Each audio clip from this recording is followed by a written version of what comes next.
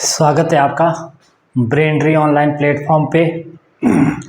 मैं हूं रवि चौहान और बिंदु चल रहा था हमारा समास। ठीक है, समास का बिंदु जो चल रहा था इसमें हमने इससे पहले 3 भेद कर लिए थे। कौन कौन से? अवयवी भाव समास, तत्पुरुष समास और कर्मधारय समास। ठीक है, आज का जो बिंदु रहेगा हमारा वो है द्विगु समास, द्विगु समास और द्वंद्व समास। ठीक है, द्विगु समास और द्वंद्व समास क्या रहेगा बिंदु? द्विगु समास और द्वंद्व समास। ठीक है, सबसे पहले हम द्विगु समास की परिभाषा देख लेंगे। जिस समास का क्या है?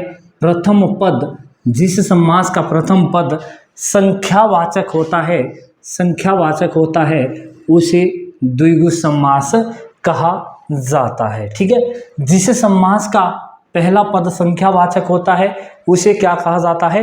द्विगु समास कहा जाता है। ठीक है, तो यहाँ परिभाषा आपने विशेष ध्यान रखना है कि परिभाषा आपने बहुत अच्छे से लिखनी है और इसे बहुत अच्छे से समझना भी है। अगर आपने किसी भी मतलब विषय की परिभाषा बहुत अच्छे से जान ली तो उसके बाद आपको क्या है, समस्या नहीं रहेगी।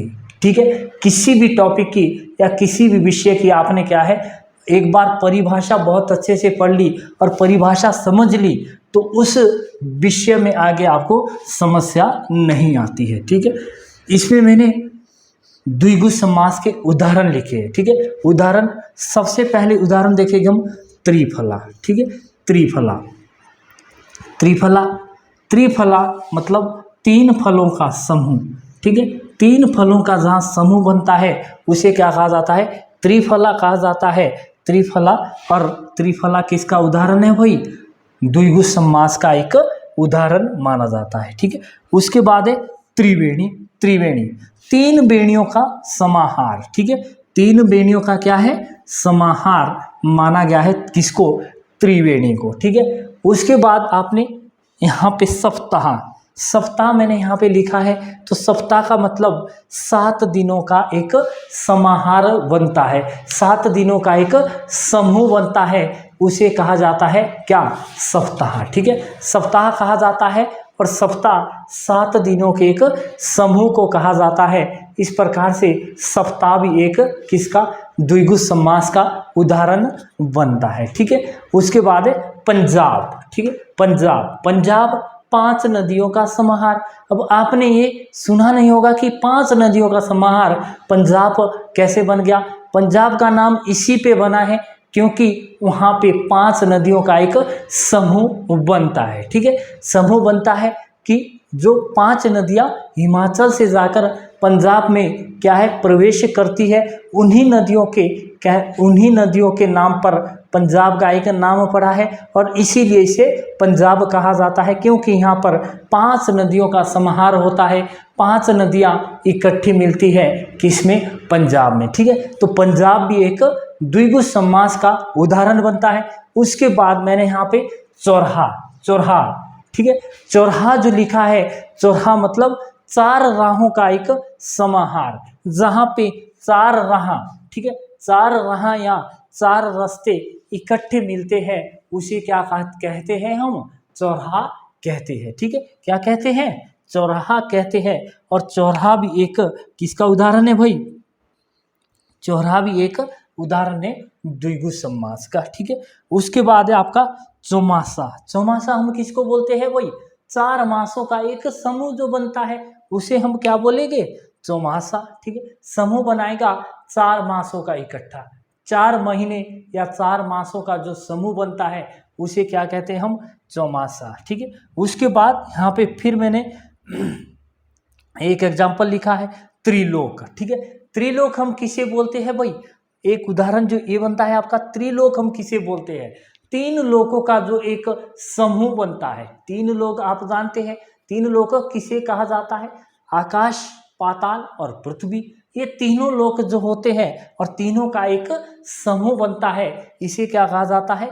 इसे भी कहा जाता है द्विगु समास।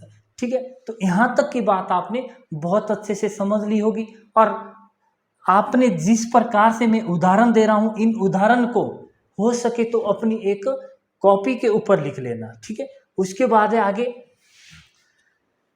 द्वंद्व समास, ठीक है। द्वंद्व समास पांचवा जो हमारा एक बिंदु बनता है वो बनता है द्वंद्व समास, ठीक है। द्वंद्व समास, सबसे पहले आप द्वंद्व समास की परिभाषा देख लेंगे कि जिस समास के दोनों पद, जिस समास के दोनों पद क्या है, प्रधान होते हैं या फिर बीच में और या और योजक चिन्ह लगा हो, उसे द्वंद्व समास कहा जाता है। और या फिर बीच में क्या है, योजक चिन्ह लगा हो तो उसे क्या कहा जाता है, द्वंद्व समास कहा जाता है। एक बार पुनः देख लीजिए कि जिस समास में योजक चिन्ह हम किसको बोलते हैं, ये वाला होता है योजक चिन्ह, ठीक है। योजक चिन्ह किसको बोलते हैं, ये वाला होता है योजक चिन्ह जो बीच में लगा हुआ हो, ठीक है, योजक चिन्ह डैश। और या फिर बीच में और लगा हो,